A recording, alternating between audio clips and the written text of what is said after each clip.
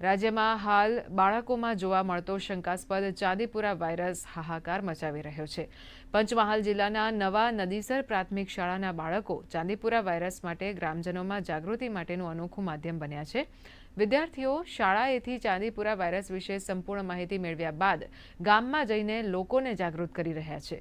ગામમાં ખાબોચિયા અને અન્ય જગ્યાએ ભરાઈ ગયેલા પાણીમાં મચ્છર અને માખોનો નાશ થાય તે માટેના પગલાં પણ લેવામાં આવી રહ્યા છે।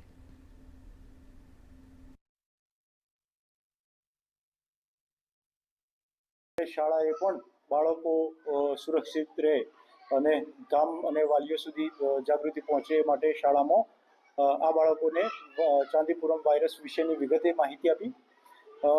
ચિત્રો અને ચાર્ટ દ્વારા બાળકો ગામમાં જઈ અને અલગ અલગ જગ્યાએ જઈને વાલીઓમાં જાગૃતિ લાવે તે માટેના પ્રયત્નો કર્યા।